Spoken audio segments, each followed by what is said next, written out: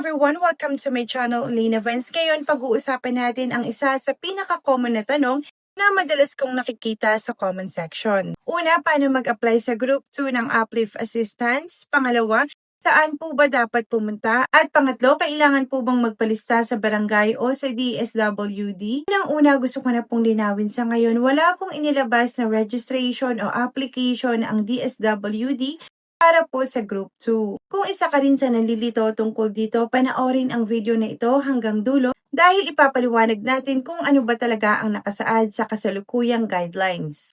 Kaya sa video na ito ay lilinawin natin kung sino ba talaga ang nasa Group 2 at kung kailangan po ba talagang mag-apply. Una sa lahat, base po sa inilabas na information ng DSWD tungkol sa Uplift Assistance, wala po silang inanunsyong application o registration para po sa Group 2. Kaya kung iniisip nyo po na pumunta ng barangay para po magpalista o pumunta ng DSWD para po mag-apply, wag na po dahil wala pong ganong inanunsyo ang DSWD. Wala po silang ganong klaseng proseso. Ngayon, sino po ba ang tinutukoy sa Group 2? Ang malinaw po na nakalagay ay para ito sa mga near poor o low-income households na nasa record ng Community-Based System o CBMS noong 2024. Ibig sabihin po, gumagamit po ang DSWD ng existing records para po sa mga posibleng benepisyaryo. Makikita rin po natin sa payout na ginagawa ngayon na katuwang po nila ang PSA sa pag-verify po ng mga beneficiaries. Pagkatapos ma-verify, ini-enroll sila sa digital payment system para sa mga susunod na payouts, diretso nang ipapasok sa land bank account o e-wallet nila. Ngayon, isa ito sa madalas kong nakikitang tanong. Ma'am, unemployed po ako, pwede po ba ako?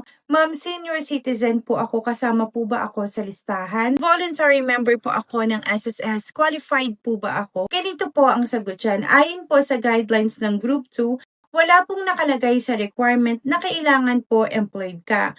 At wala rin naman pong nakalagay sa requirement na kailangan unemployed ka. Wala ring nakasaad na para lang ito sa mga senior citizen o bawal ang senior citizen. At wala ring nakalagay tungkol sa pagiging voluntary member ng SSS. Ang malinaw lang, ang DSWD ay tumitingin sa near poor o low-income households na nasa CBMS 2024 at sila ang dumadaan sa verification. Isa pa sa malinaw, hindi nakasama sa Group 2 ang mga beneficiaryo na ng 4Ps at hindi rin po kasama ang walang gutom program. At kung kabilang ka sa Group 3 Uplift Assistance, hindi ka na po kasama sa Group 2 dahil magkaiba ang target beneficiaries ng bawat grupo. Kaya kung ang tanong nyo, qualified na ba ako? Sa totoo lang, walang makakapagsabi niyan maliban sa official verification ng DSWD. Kaya hindi sapat na unemployed ka, senior ka, employed ka, o voluntary member ka ng SSS para sabihin na qualified ka agad. Dahil hindi po iyon ang basihan na nakasaad sa Group 2.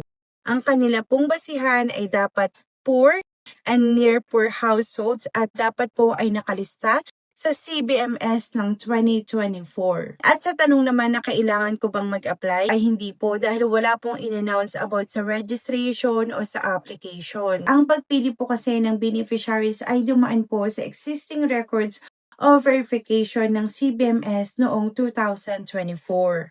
Kaya wag din basta maniwala sa mga post na pwede nang magpalista o kailangan magbayad para makasali sa Group 2. Dahil wala pong ganyang official announcement ang DSWD. Kapag may bagong announcement tungkol sa Group 2 o may pagbabago po ng qualification, i-update ko po kayo agad dito sa page. At kung may tanong pa po kayo tungkol sa Uplift Assistance, i-comment lang po sa ibaba. At susubukan po nating sagutin yan sa susunod na video. Kung nakatulong sa iyo ang video na ito, huwag kalimutang mag-subscribe at i-click ang notification bell para lagi kang updated sa iba pang government benefits. Maraming salamat po.